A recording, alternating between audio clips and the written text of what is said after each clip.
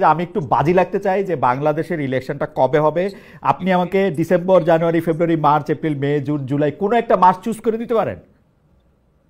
না, এটা আমি as a spokesman of the chief adviser আমি এটা পারি না, এটা ঠিক না আমার পক্ষে। রোজা ঈদের আমি আগে পরে, রোজা ঈদের আগে পরে। না, আমি অন্তত এইটুকু বলতে পারি, জি। এই বিষয়ে কোনো ডিসকাশন হয় নাই। হ্যাঁ। বাট একটা কনসেনসাস, সেটা হচ্ছে যে ইলেকশনটা হবে ডিসেম্বর থেকে জুনের মধ্যে, এবং যখন সময় আসবে এটা আপনারা ভোটের টাইমটাও জানতে পারবেন। আচ্ছা, এটা নিয়ে আরেকটা প্রশ্ন, যখন বাংলাদেশে পরবর্তী জাতীয় নির্বাচন হবে তখন অনেকেই বলতেছেন হয় সরকার প্রধান হিসেবে ডক্টর ইউনূস থাকবেন না, অথবা সেনা প্রধান হিসেবে জনাব ওয়াকার জামান থাকবেন না। এইটার কি কোনো চান্স আছে নাকি যেরকম এই সরকার না, যেরকম আছে সেরকম? না, স্পেকুলেশন, এগুলো তো স্পেকুলেশন। আমার ওকে। মনে হয় যে আমাদের যে টিমটা ভালোই থাকবেন, এবং আমরা অ্যাজ প্রফেসর ইউনূস বারবার বলছেন যে আমরা আমাদের এই বাংলাদেশের ইতিহাসে সবচেয়ে সুন্দর ইলেকশনটা করব, এবং ওকে। এটা এবং একটা পিসফুল ট্রানজিশন টু ডেমোক্রেটিক পাওয়ার হবে। রাষ্ট্রপতি পদে কাউকে খুঁজছেন আপনারা এখন? না, না, না, এগুলোর আমি বললাম তো, এই বিষয়ে আমাদের ক্যাবিনেট বা এগুলো কাউন্সিল অফ অ্যাডভাইজার এগুলো কোনো আলাপ হয়নি। এমনিতে সেনাবাহিনীর ভিতরে কোনো রকম মানে এই মিটিংটা এক্সক্লুসিভলি সশস্ত্র বাহিনী, তাদের চাকরি কাদের ফেরত দেয়া না দেয়া বা সেইটা নিয়ে সশস্ত্র বাহিনীর বিরুদ্ধে ক্ষোভ বিক্ষোভ যেগুলি কথা আমরা শুনতেছি সেগুলির সাথে এটার কোনো সম্পর্ক নাই, সার্বিক আইন শৃঙ্খলা পরিস্থিতি নিয়ে কথা হয়েছে? জি, জি, সার্বিক আইন শৃঙ্খলা বিষয় নিয়ে কথা হয়েছে, স্পেশালি ঢাকার বাইরে এবং ঢাকার মধ্যে। ঢাকার একটা কিছু কিছু জায়গায় আমরা মনে করছি যে আইন শৃঙ্খলা পরিস্থিতি আরো বেটার হওয়া উচিত, আর সব জায়গায় যাতে স্ট্যাবল থাকে আমরা তো সেই বিষয়গুলোই এমফাসিস দেওয়া হয়েছে। শরীফ ভাই, এই বিষয়ে আমার শেষ প্রশ্ন যে আসলে জেনারেল ওয়াকারের সাথে প্রফেসর ডক্টর মোহাম্মদ ইউনূসের কি কোনো ধরনের ক্ষমতা বা ক্ষমতার বিভিন্ন ভরকেন্দ্র নিয়ে কোনো দড়ি টানাটানি আছে, যেগুলি গুজবে বলা হয় কি এই গুজবটা আসলে অনেক বেশি পাওয়ার পেয়েছে? আসলে শরীফ ভাই আমি স্বীকারই করতেছি, সেটা হচ্ছে যে একজন উপদেষ্টা, সিটিং উপদেষ্টা যখন বলেন বুকে পাথর বেঁধে ওয়াকার সাহেবকে ইউনূস সাহেবের সেনাপ্রধান হওয়ারটা স্বীকার করতে হয়েছিল তিনি যখন এটা বলেন, মানে সত্যি এরকম কোনো কিছু আছে কিনা আসলে?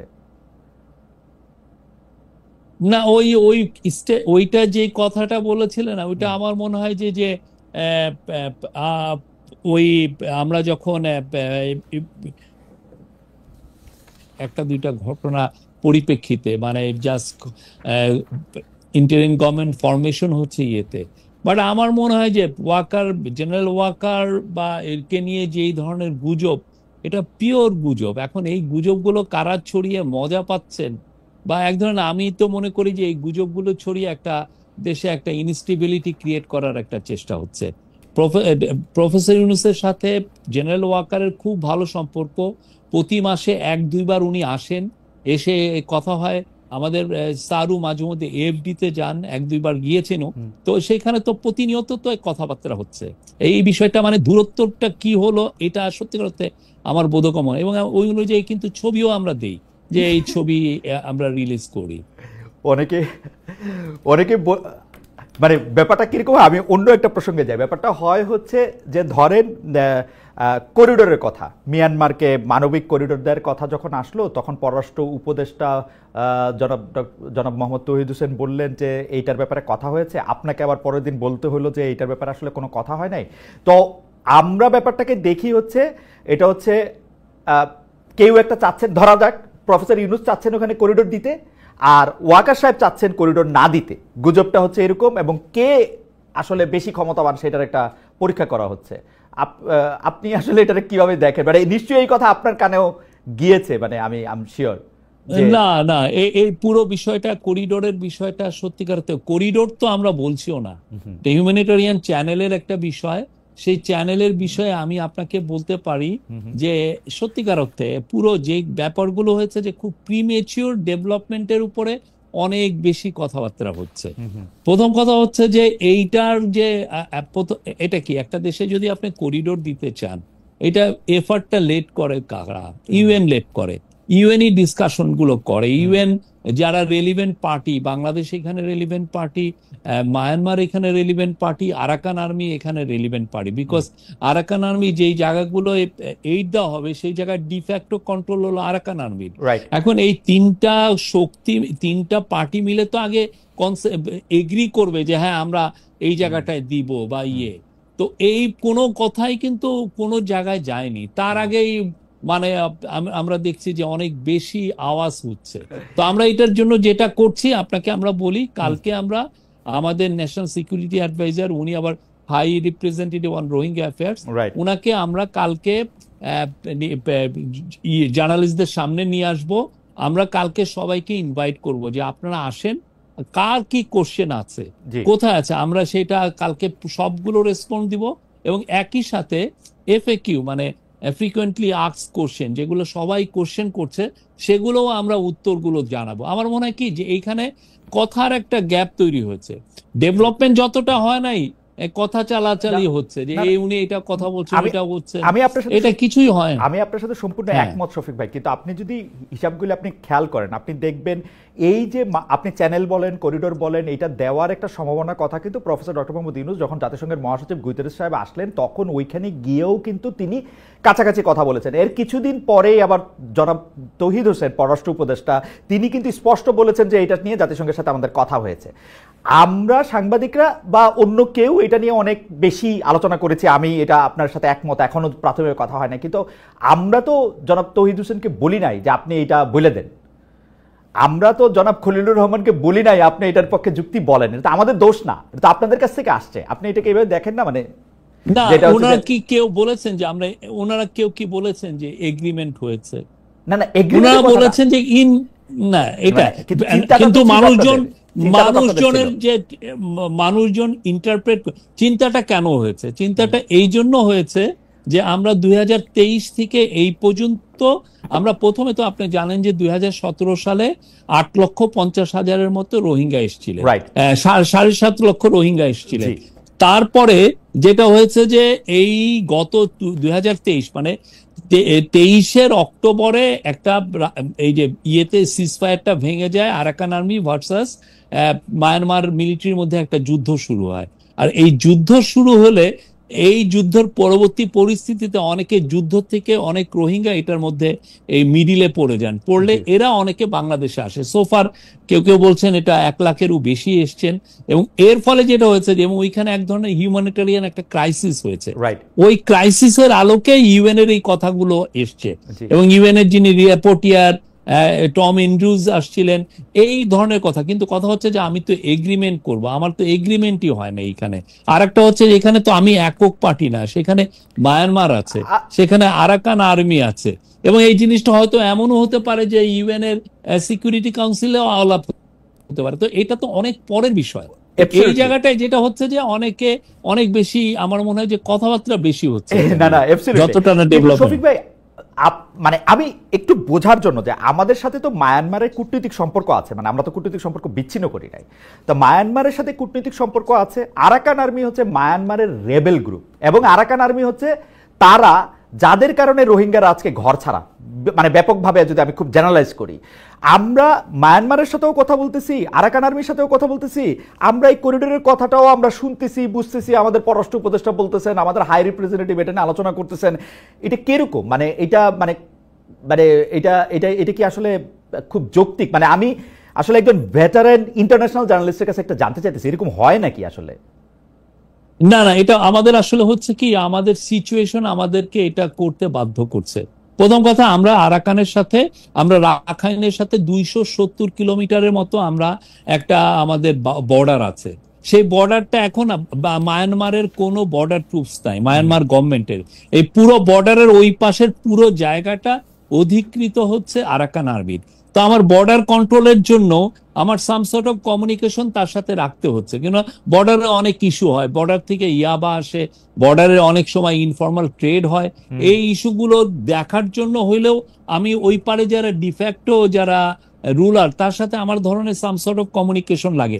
এটা ইন্টারন্যাশনালে এটা চলে, ইন্টারন্যাশনাল ইয়েতে, বিকজ আপনি তো ওই পারে তো আমি বুঝলাম যে ওইটাই মায়ানমারের সভারেন্টি, ওই পুরো টেরিটরি, তো মায়ানমার তো নাই, মায়ানমারের তো ট্রুপস ওইখানে নাই, মায়ানমারের কোনো বর্ডার গার্ডস ওইখানে নাই, তো আমার সাম সর্ট অফ কমিউনিকেশন তার সাথে রাখতে হয়। আর রোহিঙ্গারা শুধুমাত্র যে আরাকান আর্মি দ্বারা প্রত্যাখ্যিত মানে ড্রেভেন আউট হয়েছে তা তো না, মায়ানমার আর্মিও তো এখানে জড়িত ছিল, তাদেরকে ইউএনএ এখন বিচারের সম্মুখীন হওয়ার করার হচ্ছে, প্রক্রিয়া হচ্ছে। আমার মনে হয় যে আমাদের যেহেতু অনেক প্রশ্ন, আমি শুধু এটা জানতে চাই যে যেটাকে আপনি ডিফেক্টো, যেটাকে সাম সর্ট অফ কমিউনিকেশন আপনি বলতেছিলেন, এইটা কোনোদিন কোনো গভর্নমেন্ট লেভেলে এটা আসলে সামনে আনা হয় কিনা? না না, আপনি যদি ইন্টারন্যাশনাল রিলেশনশিপে যারা এটা নিয়ে বড় এক্সপার্ট, আপনি তাদেরকে, যে শাহাব ইনাম খান আছেন বা আমাদের যারা আরো আছেন, আপনি সবার সাথে কথা বলেন, এটা ইন্টারন্যাশনালি খুবই একসেপ্টেড।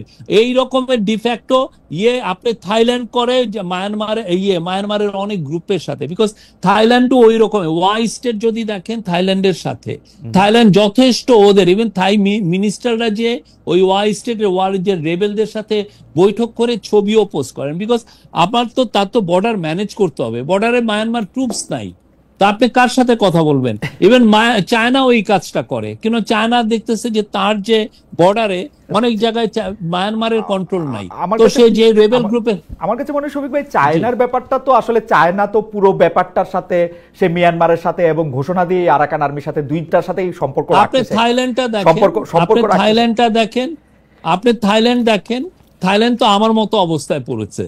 থাইল্যান্ড কিন্তু ঠিকই ওদের শান স্টেট, ওয়াই স্টেট, ওদের সাথে যারা রেবেল তাদের সাথে কিন্তু থাইল্যান্ড এক ধরনের সম্পর্ক রাখছে। আমার কাছে অবশ্য একটু এইটাতে আমি এখনো আমার কাছে একটু পররাষ্ট্র উপদেষ্টার কথা, তারপর আবার আপনাদের সেই কথার সাথে একটু আলাদা কথা হওয়া, সেইটারে আমার কাছে মনে হয়েছে যে আমরা একটু বিভ্রান্ত হয়েছি এটাতে। যাই হোক, আগামীকাল যদি হাই রিপ্রেজেন্টেটিভ বা যিনি জাতীয় নিরাপত্তা উপদেষ্টা আছেন তিনি সাংবাদিকদের সাথে কথা বললে যদি পরিষ্কার একটা ধারণা দেন, তো সেটা একটা গেল। আমি আপনাকে দেখছিলাম যে আপনি, আমার ধারণা বাংলাদেশে এখন আপনি সবচেয়ে বেশি ফটোগ্রাফড এবং সবচেয়ে বেশি টেলিভাইজড মানুষ, মানে প্রফেসর ইউনূসের চেয়েও আমরা আপনাকে বেশি পাই বা বেশি দেখি, সেজন্য আপনাকে আমরা আলাদা করে ধন্যবাদ দিতে চাই। আপনি আসলে সব জায়গায় সরকারের মুখপাত্র হিসেবে কথা বলেন, সেগুলি মেসেজটা একটা চ্যানেলের মধ্যেও আসে, সেজন্য আপনার কথাকে আমরা ধরে নিতে পারি যে সেটা সরকারের কথা, সরকার প্রধানের কথা। আপনি যেই বিষয়টাতে অনেক বেশি জনপ্রিয় হয়েছেন গত 8-9 দিনে, সেটা হচ্ছে যে সব কিছুতে ম্যান্ডেট আছে সেটা নিয়ে। কিন্তু আমার আন্ডারস্ট্যান্ডিং হচ্ছে যে আমি যাদের সাথে কথা বলেছি, আইন কানুন বা যারা একটু রাষ্ট্রের সংবিধান খোঁজখবর রাখে, তারা আমাকে বলেছেন যে গণ অভ্যুত্থানের মাধ্যমে যান, অথবা আপিল বিভাগের অ্যাডভাইজারি ওপিনিয়নের মাধ্যমে যান, অথবা আপনি নির্বাচিত হয়ে যান, প্রত্যেকটা ম্যান্ডেটের একটা সীমানা বা সীমাবদ্ধতা আছে। যে কোনো ম্যান্ডেট আপনাকে কোনো কিছুর জন্য সবকিছুর ম্যান্ডেট দেয় না। সবাই আপনার কথা একটু শুনতে চাই, কারণ হচ্ছে এরকম যে অনেকে বলতেছেন যে শেখ হাসিনা, ধরা যাক 2009 সালে তো উনি নির্বাচিত হয়ে এসেছিলেন, বা এর আগে বেগম খালেদা নির্বাচিত হয়েছিলেন, উনার কি সবকিছু করার ম্যান্ডেট ছিল? কিন্তু আপনি ভেহেমেন্টলি বলতেছেন আপনার সবকিছু করার ম্যান্ডেট আছে। সেই ম্যান্ডেট আপনাকে কে দিল আসলে? না, আমি যেটা বলেছি যে আমাদের ম্যান্ডেট আছে এভরিথিং, আমি যে শব্দটা বলেছি এভরিথিং, আমি কেন বলেছি সেটা হচ্ছে যে আপনি যদি 13 অ্যামেন্ডমেন্ট দিয়ে তো আমরা কেয়ারটেকার গভর্নমেন্টটা আমরা চালু হয়েছিল, কেয়ারটেকার গভর্নমেন্টে কিন্তু স্পষ্ট বলা আছে যে আপনি 3টা মাস, যে গভর্নমেন্টটা আসবে এরা 3 মাস থাকবে এবং এদের পুরো কাজটাই ফোকাসড অন ইলেকশন। সে ইলেকটোরাল লিস্ট বলেন, ইলেকশনকে আয়োজন করার যে কাজগুলো বলেন, সবগুলোই করার ছিল এটার কাজ। ইলেকশনের বাইরে তার কোনো ম্যান্ডেট ছিল না, সেটা একদম স্পষ্ট, এবং 13th অ্যামেন্ডমেন্টে ওইটা ছিল।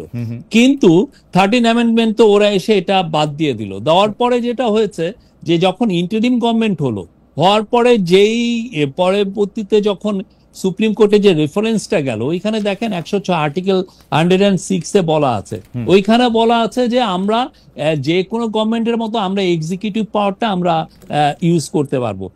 এটা যেটা নর্মাল একটা গভর্নমেন্ট যেই এক্সিকিউটিভ পাওয়ার হোল্ড করে, আমিও সেই এক্সিকিউটিভ পাওয়ার হোল্ড করছি। এটা আমি অ্যাটর্নি জেনারেলের সাথে এটা নিয়ে আমি কথা বলেছি, আরো 2-3 জন ইন্ডিপেন্ডেন্ট লয়ারের সাথে আপনি যেমন কথা বলেছেন আমিও কথা বলেছি। আমি আপনাকে ইনভাইট করব অ্যাটর্নি জেনারেলকে আপনার প্রোগ্রামে আনতে, ওনার কথা শুনেন উনি কি বলেন। আমরা ওই অনুযায়ী আমরা আমাদের কথাটা বলেছি। আমাদের ম্যান্ডেটটা হলো আমরা যে কাজগুলো, এটা অনেকে আবার কেউ বলছেন যে না আপনাদের ম্যান্ডেট হচ্ছে ডে টু ডে। ওখানে কোথাও লেখা নাই যে ডে টু ডে, না, এটা এক্সিকিউটিভ নির্বাহী পাওয়ারের কথা বলা কিন্তু হয়েছে। কিন্তু আপনি আমাকে একটু বলবেন যে অন্য সরকারের মতোই ক্ষমতা আছে, এটা কি আমি আমি আমি 106-এ যেটার মধ্যে করে এপিলেট ডিভিশনে রায়টা দিল, আমি এটার মধ্যে নির্বাহী কাজ করতে পারবেন বলে আমি এটার মধ্যে এটা দেখতেছি। সেই নির্বাহী কাজের নির্বাহী কাজের দুই রকম ব্যাখ্যা আছে। একটা ব্যাখ্যা হলো আপনার যে কাজগুলি করতে হবে, না করলে দেশ থেমে যাবে, সেই কাজগুলি আপনি করবেন। আরেকটা ব্যাখ্যা হলো যে আপনার জরুরি প্রয়োজনে যদি আপনার কোনো কিছু করতে হয় তাহলে আপনি এটা করতে পারবেন। আপনাকে এই ক্ষমতা দেয়া আছে যে আপনি এখন পলিসি বানাইতে পারবেন, কিন্তু সেটা অ্যাবসলিউটলি যখন আপনার প্রয়োজন হবে তখন। আপনি আপনার রিডিং, আর আপনি নিজেও লয়ার স্টুডেন্ট। না, আমি জার্নালিজমের স্টুডেন্ট ভাই, আমি জার্নালিজমের স্টুডেন্ট ভাই। আচ্ছা, যাক, বাট আমি যেটা জানি, আমাদের রিডিং হচ্ছে নির্বাহী মানে হচ্ছে আপনি আমার একটা গভর্নমেন্টের যে কাজগুলো করে সেই পুরো কাজগুলো এটার মধ্যে পড়ে। আমি বললাম তো, আপনি দুজন লয়ারকে এনে জিজ্ঞেস করেন, আমরা এই জায়গায় আমাদের রিডিং স্পষ্ট। আচ্ছা, আমি একটু জার্নালিজমের জায়গা থেকে কথা বলি শফিক ভাই। আমাদের যে সংবিধান, আপনারা সংবিধানের অধীনে শপথ নিয়েছেন, সুতরাং আপনারা নিজেদেরকে বিপ্লবী সরকার বা অভ্যুত্থানের সরকার বলতে পারবেন না। আপনারা সাংবিধানিক সরকার কিন্তু, এবং সেইটা 106-এ আপনাদেরকে আসলে এন্ডোর্সও করা হয়েছে এজ সাংবিধানিক সরকার। এখন যে সংবিধানটা আছে সেই সংবিধান আপনাদের মানতে হবে, এর বাইরে যাওয়ার আপনাদের উপায় নাই। আপনারা বিপ্লবী সরকার না, আপনারা সাংবিধানিক সরকার। সাংবিধানিক সরকার হইলে সেই সরকারের এই সংবিধানটার কোর এসেন্স হচ্ছে আপনাকে জনগণের রিপ্রেজেন্টেটিভ গভর্নমেন্ট হইতে হবে। যতক্ষণ পর্যন্ত আপনি রিপ্রেজেন্টেটিভ গভর্নমেন্ট না, ততক্ষণ পর্যন্ত আপনার ক্ষমতা হচ্ছে লিমিটেড। এটা আপনি মাহমুদুল ইসলাম সাহেবের আপনি আপনার জায়গাটা দিয়ে আপনি এক্সপ্লেন করছেন, আপনি আপনার রিডিংটা বলছেন। আমার রিডিং বলে যে এই government is like any other government, but এটার ম্যান্ডেটটা এসছে একটা অভ্যুত্থান থেকে, গণ অভ্যুত্থান থেকে এই গভর্নমেন্ট এটা করা হয়েছে। আমরা সেইভাবে রিডিং করি, এবং আপনার যদি মনে হয় যে না, আমি আমার কথার মধ্যে কোনো ব্যত্যয় আপনি খুঁজেন, আমি বলবো যে টপ লয়ার আছে বা অনেক বড় কনস্টিটিউশন এক্সপার্ট আছে, তাদের সাথে কথা বলতে পারেন। ওকে, গণ অভ্যুত্থানের ম্যান্ডেটের কথা আপনি যেটা বলতেছেন, সেই ম্যান্ডেটও যদি আপনার থাকে, সিস্টেমটা হচ্ছে একটা সরকার মানে তো হচ্ছে একটা গোষ্ঠী যারা আসলে দেশটা চালাইতেছে, তাদের তো কারো না কারোর সাথে এটা নিয়ে কথা বলতে হয়। যেমন আপনারা আসলে সংস্কার করার জন্য সংস্কার কমিশন করছেন 6টা-7টা, কিন্তু খুবই ইন্টারেস্টিংলি করিডোর বা চট্টগ্রাম বন্দরের ব্যাপারে আপনার কারোর সাথে আলোচনা করতেছেন না। প্রশ্ন করলে আমরা উত্তর পাইতেছি যে এইটা আমরা করব হচ্ছে নির্বাহী দায়িত্ব। এটা আমাদের এক্সিকিউটিভ পাওয়ারের মধ্যে পড়ে এই কাজগুলো। আপনি যদি ধরেন 1 লক্ষ রোহিঙ্গা এখানে এসে পড়ে, আমাদের তো এটা নিয়ে তো আমাদের ভাবতে হবে। এটা না তো আমার এটা একটা আমার মেজর একটা কাজ, এটা আমার মেজর হেডেক। আমরা এসে যেটা পেলাম যে 7টা বছর রোহিঙ্গা ক্রাইসিসটা আছে, কিন্তু কোথাও কোনো হচ্ছে, এটা একটা ফরগটেন ক্রাইসিস হয়ে গেছে। এই জায়গাটা নিয়ে কেউ ভাবছেও না। তো আমার এটা ভাবতে হবে না? প্রফেসর ইউনূস প্রথমে এসে সেপ্টেম্বরে ইউএনএ যে বললেন, এবং উনার কথার পরিপ্রেক্ষিতে একটা ইউএন একটা অ্যাডপশন করলো একটা যে, এবং ওইটার আলোকে এখন 170টা দেশ এই রোহিঙ্গা ক্রাইসিস নিয়ে আলাপ করবে। এই ক্রাইসিস হলে উনি কি আলাপটা করবেন না? উনি কি এই ইয়েটা দেখবেন না? ঠিকই তেমনি আমাদের বড় একটা হচ্ছে যে সংস্কার, ইকোনমিক সংস্কারের মূল কাজটা হচ্ছে চিটাগাং পোর্ট। আমি আবারও বলছি, চিটাগাং পোর্টের সংস্কার ছাড়া, চিটাগাং পোর্টকে এফিসিয়েন্সি আনা ছাড়া আপনি বাংলাদেশে জব তৈরি করাটা খুব ডিফিকাল্ট। আমি এটা আবারও বলছি, কিছুদিন আগে এই কথাটা আমি বারবার বলেছি। শফিক, আপনি কি মনে করেন যে এটা একটা এক্সিকিউটিভ কাজ, এটা একটা পলিসি ডিসিশন না? অবশ্যই এটা অবশ্যই এটা আমি মনে করি এটা পলিসি, নতুন পলিসি না। এটা একটা গভর্নমেন্টের এটা এর কাজ। আমরা এসে করেছি না, আমরা সাই পাওয়ার টেক তো এই যে 3 মাস তার কাজ আমরা এক্সটেন্ড করেছি না। আমরা এটা আমাদের এক্সিকিউটিভ কাজের মধ্যে আমরা মনে করি এইটা তো একটা কি ক্রুশিয়াল একটা কাজ, সেই কাজগুলো আমরা করছি। এবং আপনি মনে করেন, আর একটা অনেকে বলছেন যে আমরা চিটাগাং পোর্টটাকে হ্যান্ড ওভার করে দিচ্ছি কাউকে, তা না। চিটাগাং পোর্ট চিটাগাং গভর্নমেন্টের কন্ট্রোলে আছে। তার টার্মিনাল ম্যানেজমেন্টের জন্য আমরা বিদেশি বড় কোম্পানির সাথে কথা বলছি। এবং আপনারা মনে করতেছেন যে নতুন কোন সরকার আসলে এই কাজটা তারা না করে আপনাদেরই করতে হবে? এটার কি এইরকম একটা ইমিডিয়েসি আছে যে এক্ষুনি দিতে হবে? না, আমাদের কাজের ইমিডিয়েসিটা হচ্ছে যে আমি ইকোনমিক সংস্কার করে আমার প্রচুর জব তৈরি করা। আমার প্রতি বছর 22 লক্ষ ছেলে আমাদের জব মার্কেটে আসছে, জি কিন্তু আমি জব তৈরি করতে পারছি না। আর আমার জবটা তৈরি করতে হবে ইন্ডাস্ট্রিয়াল স্কেলে, জব তৈরি করতে হবে। তো সেটা করার জন্য আমার সত্যিকার অর্থে চিটাং পোর্টের কে আমি বাইপাস করে জব তৈরি আমি করতে পারবো না। সেই জায়গাটা আমার ওই কাজটা আমার হাত দিতেই হচ্ছে। বিদেশিদের দিয়ে এটা পরিচালনা করতে গেলে বাংলাদেশিদের জন্য জব তৈরি কিভাবে হবে সেটা নিশ্চয়ই আপনারা ভেবেছেন, একটু ছোট করে কি বলবেন? অবশ্যই, কিরকম করে? অবশ্যই। এটা এই জন্য আমরা প্রফেসর ইউনূস অনেকগুলো বিদেশি যারা বাংলাদেশের থেকে তারা গার্মেন্ট বানিয়ে নিয়ে যায়, তারা বারবার আমাদেরকে বলেছে যে চিটাং পোর্টের এফিসিয়েন্সি লেভেল খুবই লো, ফলে তারা যেটা হচ্ছে যেগুলো হাই ফ্যাশন আইটেম সেগুলো বাংলাদেশে করাতে চায় না। ওরা খুবই low fashion T shirt, pant shirt এগুলো করে। এবং আমরা এখন $50 বিলিয়ন মতো এক্সপোর্ট করি। এটাকে যদি আমি 100 বিলিয়নে নিতে চাই, 100 বিলিয়ন নিতে গেলে আমার মিলিয়নস অফ জব তৈরি হবে। এবং এইটার জন্য চায়না থেকে অনেক ফরেন ইনভেস্টর এখন বাংলাদেশে আসতে চাচ্ছেন, তারা লেবার ইন্টেন্সিভ ফ্যাক্টরিতে ইনভেস্ট করতে চান। কিন্তু যখনই ওনার শুনেন যে চিটাং পোর্ট এটা ওই সক্ষম না বা ওইটা হ্যান্ডেল করার মতো ক্যাপাসিটি নাই, তখন তারা ব্যাক অফ করেন। তো আমার ভাইটাল জায়গাটা হচ্ছে চিটাং, বিকজ আপনি যেই মালটা করবেন সেটা তো আপনার বিদেশে নিতে হবে। একটু করে বলি, $50 বিলিয়ন এক্সপোর্ট বাংলাদেশে 40 বছর অর্জন করছে, এখনো 46, 47, 48। 50 বিলিয়নের পরে আপনি আরো যখন 50 বিলিয়নের কথা বলবেন, এটাতে অবশ্যই প্রায় দ্বিগুণ জব ক্রিয়েট হবে। আমি শুধু জানতে চাই যে $50 বিলিয়ন যে এখন এক্সপোর্ট করা হয়, তার কিছু বড় অংশ চিটাং সমুদ্র বন্দর দিয়ে, কিছু হচ্ছে বিমানে করে যায়, কিছু অন্য বন্দর দিয়ে যায়, কিছু স্থল বন্দর দিয়ে যায়। না, 98% যায় চিটাং পোর্ট। আমি 98% ধরে নিলাম যে যায়। আপনি কি আমাকে বলতে পারেন যে বিদেশিরা করলে এর লিড টাইম কমবে, যেটা হাই ফ্যাশন যেটা আছে না, সেটা কি গার্মেন্টস ফ্যাক্টরি ওনারদের সাথে কথা হয়েছে এই ব্যাপারটা নিয়ে, যে তারা লিড টাইম কমাতে পারবে? আমরা তো বললাম তো, আমরা অবশ্যই লিড টাইম অনেক কমবে, লিড টাইম কমবে। বাংলাদেশের যারা বাংলাদেশের জন্য জব তৈরি হবে, সব লেভেলে জব তৈরি হবে। এবং আমরা যখন অন্যান্য দেশ যেগুলো আমরা দেখেছি, যারা এখন যেমন ভিয়েতনাম ধরেন $300 বিলিয়নের মতো এক্সপোর্ট করে, বা টার্কি যেমন ধরেন $350 বিলিয়ন এক্সপোর্ট করে, আপনি ওদেরকে দেখেন, ওদের বড় বড় পোর্টগুলো সব বাইরের ম্যানেজ করে, যারা top companies. We need top companies. আমার কাছে শুধু প্রশ্নটা এরকম যে এই এক্সপোর্টের যারা এই হ্যান্ডলিংটা করবে, এই আলোচনাটা কিন্তু এখন শুরু হয় না শফিক ভাই। আমার যতদূর মনে আছে, এটা 20 সাল, 21 সাল, 22 সাল, 23 সালে অনেকবার এটা নিয়ে চেষ্টা করা হয়েছে, অনেকগুলি কথা বলা হয়েছে। এমনকি চিটাগংয়ের মেয়র মহিউদ্দিন সাহেব যখন বাইচা ছিলেন, তিনি এটা রোধ করার জন্য অনেক চেষ্টা করছেন, কারণ এখানের মধ্যে কিছু কায়েমি স্বার্থের জায়গাও আছে। কিন্তু এটা কায়েমি স্বার্থ হচ্ছে মহিউদ্দিন আহমেদের স্বার্থটা বেশি ছিল, রাইট?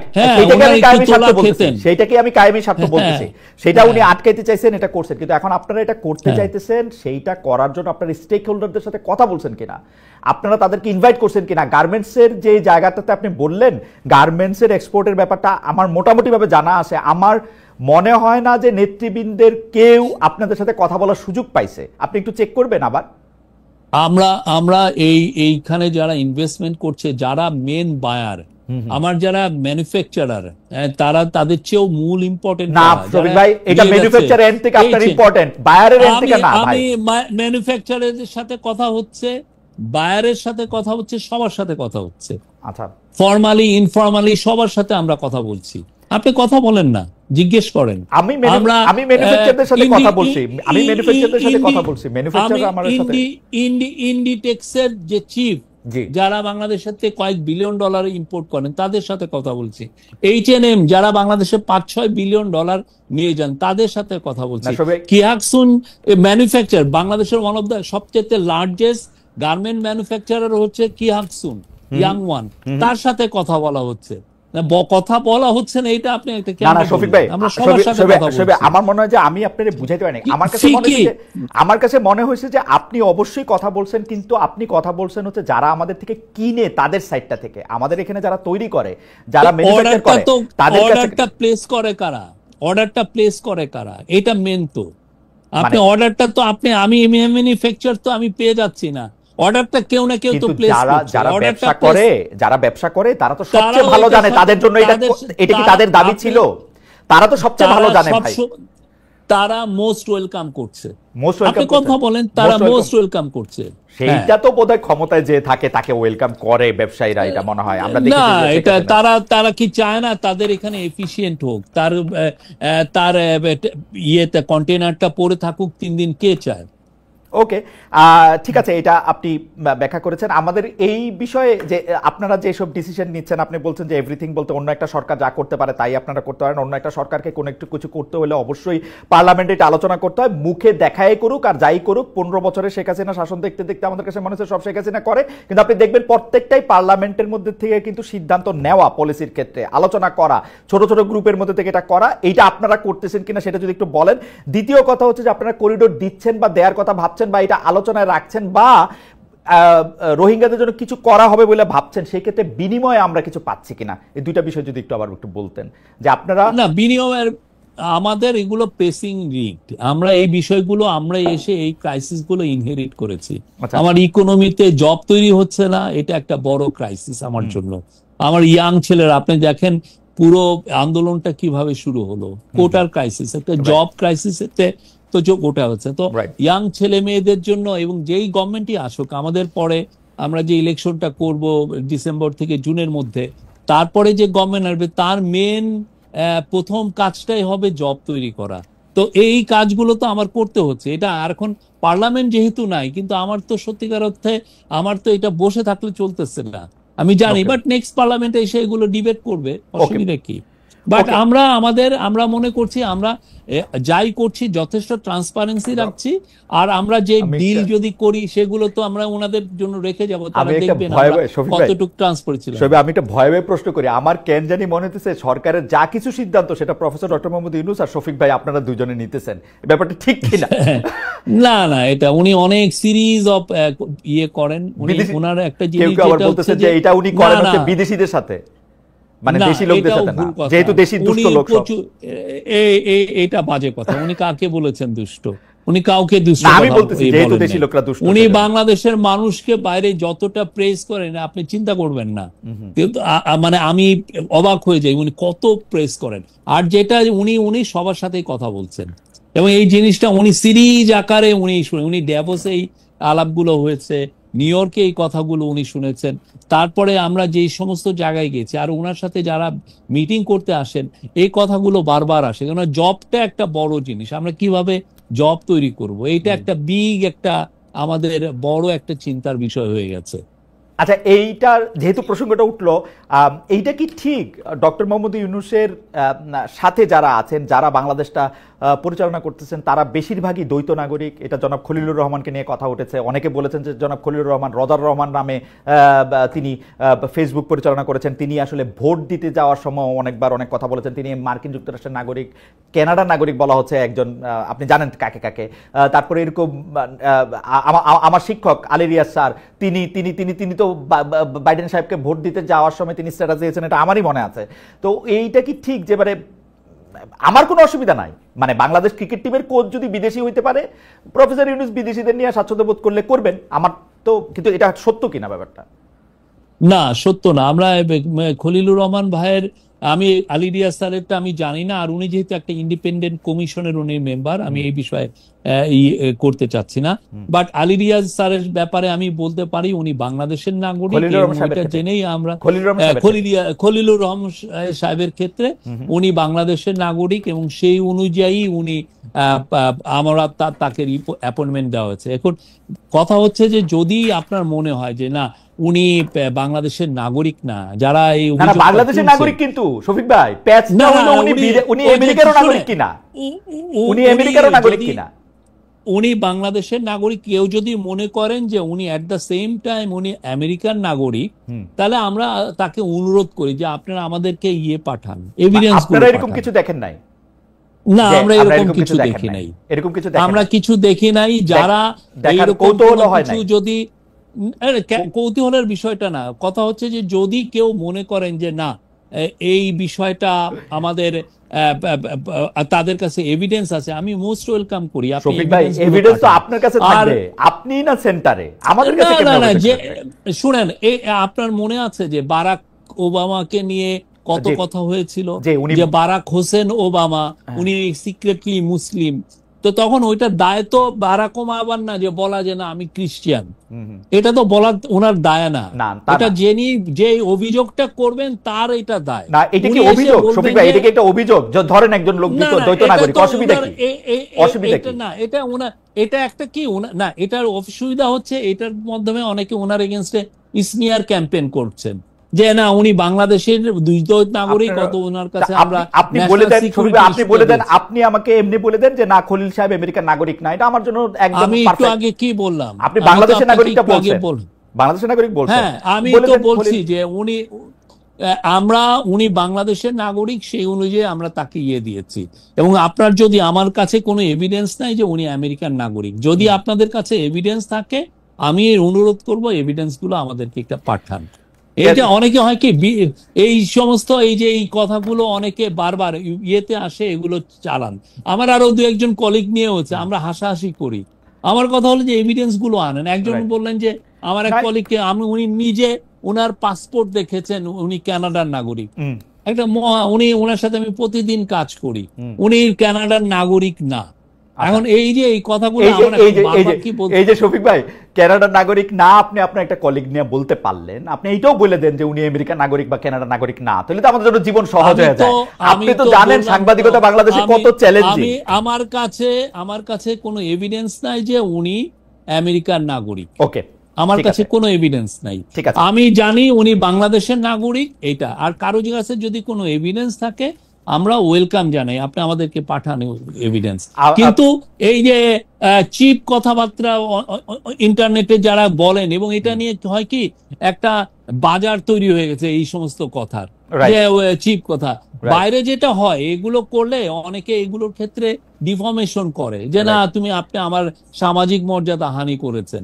তা আমার মনে হয় যে এইগুলো বিষয়ে যারা বলছেন, আমরা বাংলাদেশে তো অনেক ইনভেস্টিগেটিভ জার্নালিস্ট আছে, বিদেশেও আছে, তারা একটু দেখেন না, একটু সিরিয়াসলি ইনভেস্টিগেট করে দেখেন উনি আমার কাছে মনে হয় যে নাগরিকত্বের প্রসঙ্গটা, দ্বৈত নাগরিকত্বের প্রসঙ্গটা, যেহেতু বাংলাদেশের দ্বৈত নাগরিক হইতে গেলে তিনি মন্ত্রী পদমর্যাদার কেউ হইতে পারবেন না, তো সেই ক্ষেত্রে এটা হয়তো ইনভেস্টিগেশন করে দেখাই যেতে পারে যে বাংলাদেশে মন্ত্রী পদমর্যাদায় উপদেষ্টা হইতেছেন যারা, তাদের মধ্যে কেউ বিদেশি নাগরিক আছেন কিনা।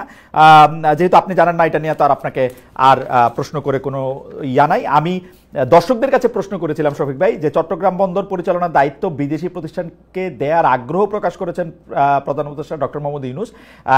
এইটা অন্তর্বর্তী সরকারের এই উদ্যোগ সমর্থন করেন কিনা? শতকরা 59% দর্শক সমর্থন করেছেন, শতকরা 41% দর্শক সমর্থন করেন নাই, 69,000 দর্শক ভোট দিয়েছেন। শফিক ভাই, বেশিরভাগ দর্শক, অর্থাৎ মানে বেশি দর্শক, বেশিরভাগ না, বেশি দর্শক সমর্থন করেছেন এটা দেয়ার ক্ষেত্রে। আমি একটু ভারত নিয়ে আপনার কাছে একটু প্রশ্ন করতে চাই যে এর আগের সরকারের নতজানু ভারতের ক্ষেত্রে নতজানু পররাষ্ট্রনীতির ব্যাপারটা আসলে সারা দেশেই অনেক বেশি আলোচিত ছিল, অনেকটা সময় ধরেই অনেক বেশি আলোচিত ছিল। কিন্তু আমরা দেখতে পাচ্ছি যে বর্তমান সরকার ক্ষমতা আসার পর, অর্থাৎ ওই সরকার ক্ষমতা থেকে চলে যাওয়ার পর বা পদ থেকে বাধ্য করার পর, জিনিসটা যেটা হইল, ভারত একতরফাভাবে বেশ কিছু চুক্তি বাতিল করতেছে। আজকে ট্রান্সশিপমেন্ট বাতিল করে, পরে স্থলবন্দর দিয়ে জিনিসপত্র যাওয়া বাতিল করে, তারপরে এইটা বাতিল করে। আমাদের কাছে কি বাতিল করার মতো কিছু নাই? এই অন্তর্বর্তী সরকারকে তো আসলে ভারত কষ্ট পায়, বা ভারত ওই বাতিলের এগেইনস্টে কোনো একটা জবাব হয়, এরকম কোনো কিছু তো দেখলাম না। এটা কারণটা কি আসলে? না, আসলে আমরা রিটালিয়েশনে বিশ্বাস করি না। আমরা ওনাদের এগুলো দেখছি এবং আমরা মনে করছি যে যেহেতু ওনারা এই কাজগুলো করছেন, আমরা আমাদের সক্ষমতা বাড়াতে আমরা মনোনিবেশ করেছি। আপনারা জানেন আমাদের আগে ট্রাক করে অনেক আইটেম বেনাপোল পার হয়ে এটা দিল্লি পর্যন্ত যেত ট্রাকে, তারপরে ইন্দিরা গান্ধী এয়ারপোর্ট থেকে এটা ইউরোপ বা আমেরিকায় ফ্লাই করতো। এটা মূল কারণ ছিল যে ওইখানে যে এয়ার শিপমেন্টের কস্টটা $2.5 ছিল, এই কস্টটা খুব কম পড়তো। আর এইখানে আমাদের যে এই জায়গাটায় যেটা ছিল যে আমাদের এইখান থেকে সে যদি ফ্লাই করতো তার $5 পড়তো, কস্টটা বেশি ছিল। তো এই জন্য এয়ার শিপমেন্টটা আমাদের জন্য দরকার ছিল আমাদের ইয়েতে। তো আমরা এখন যেহেতু ওনারা এটা বাদ দিয়ে দিলেন, এখন আমরা আমাদের সক্ষমতাটা বাড়াতে চাচ্ছি। আমরা সিলেট দিয়ে এয়ার শিপমেন্ট চালু করেছি। আমরা, আপনারা দেখেছেন যে জেট ফুয়েলের দাম কমানো হয়েছে 16-17 টাকা পার লিটারে। এবং অ্যাট দ্য সেম টাইম আমরা যেটা করছি যে আমাদের এই যে এটার এফিসিয়েন্সি বাড়ানোর চেষ্টা করছি। ফলে যেটা হচ্ছে যে এখন কস্টটা অলরেডি মানে $5 থেকে কমে এসছে, কিছু কিছু ক্ষেত্রে 37.7% কস্ট কমে এসছে। রাইট, কিন্তু আমাদের টার্গেট এটাকে $2.5 আনা, রাইট। যাতে আমরা আমাদের সক্ষমতাটা বাড়াতে পারি। এটা আমাদের দরকার। আপনার মনে আছে 2014 সালে ইন্ডিয়ার মানে তরফ থেকে আগে আমাদের প্রচুর গরু আসতো, সেই হ্যাঁ। গরুটা ওরা বন্ধ করে দিল, যে কোনো গরু আসবে না। রাইট। কিন্তু আপনি দেখেন এরপরে বাংলাদেশে গরু খামারের একটা গরুর বিপ্লব হয়ে গেছে। Okay. বাংলাদেশে এখন 5 লক্ষ জব তৈরি হয়ে গেছে যা সেই গরু খামারকে কেন্দ্র করে। না, তো আমরা মনে করি যে এটা ইট খুবই- could B A blessing in disguise, খুবই- আমার খুবই- যাতে সক্ষমতাটা বাড়ে। খুবই খুবই খুবই ভালো কথা বলছেন যে রিটালিয়েশন তো করা দরকার নাই, সক্ষমতা বাড়লে তো এটা খুবই ভালো কথা। কিন্তু আমরা শুনছিলাম যে ওই সরকারের সময় আওয়ামী লীগ সরকার অনেকগুলি মানে যেটাকে আসলে খুব জনপ্রিয় ভাষায় বলা হয়তো যে গোলামি চুক্তি, দেশ বেঁচে ফেলার চুক্তি, এরকম অনেকগুলি চুক্তি করছে। সেই চুক্তিগুলি আপনারা পর্যালোচনা করছেন কিনা, সেই চুক্তিগুলি আপনারা সামনে আনতেছেন কিনা, যে এই চুক্তিগুলি আসলে করা হয়েছিল, এই চুক্তিগুলি আমরা মানি না, এইভাবে দেশটা দিয়ে দিছিল আসলে আওয়ামী লীগ বা ইন্ডিয়াকে। আমাদের এনার্জির বিষয়ে একটা কমিশন আছে, সেই এনার্জি কমিশন অনেকগুলো চুক্তি রিভিউ করছে, অনেকগুলি that I can say. But এই যে রিভিউ করা এই চুক্তিগুলো, ফানি থিং হচ্ছে যে অনেক ক্ষেত্রে আমাদের সেই সক্ষমতাটাও অনেক ঘাটতি আছে। Okay. যে আপনি রিভিউ করেন, বিকজ এগুলো তো ইন্টারন্যাশনাল চুক্তি অনেক ক্ষেত্রে, তো সেক্ষেত্রে হয় কি ইন্টারন্যাশনাল ল ফার্ম দিয়ে আপনার এই চুক্তিগুলো দেখতে হয়। আপনি জানেন সেই 1999-এ এগুলো মানে আমি যে একটা, যেমন ধরেন আমি একটা ইন্ডিয়ান কোম্পানির সাথে একটা চুক্তি করলাম, তো সেই কোম্পানির চুক্তিটা এখন যদি আমি ইয়ে করতে চাই, যে যদি ধরেন ব্রেক করতে চাই, তো হঠাৎ করে তো আমি এটা করতে পারি না, সেক্ষেত্রে ইন্টারন্যাশনাল এটা রিভিউ করতে হয়। ঠিক তেমনি আপনি বলি যে এই কাজটা, আপনাকে আমি বলি, আমি একটা উদাহরণ দেই, এই কাজটা অ্যাব্রাপ্টলি এই আওয়ামী লীগের আমলে 1999-এ এরকম একটা কাজ করেছিল একটা পাওয়ার কোম্পানির সাথে। এই ওরা চুক্তিটা কাট করে দিয়েছিল আমেরিকান কোম্পানি, এই কোম্পানি লেগেছিল। এবং আপনি এটা জানেন, এইটার কারণে এই যে যখন IMF এর মিটিং এ আমাদের গভর্নর আর আমাদের যান, ফাইন্যান্স অ্যাডভাইজার যান এই গত বছর, তখন একটা অনাকাঙ্ক্ষিত পরিস্থিতি তৈরি হয়েছিল।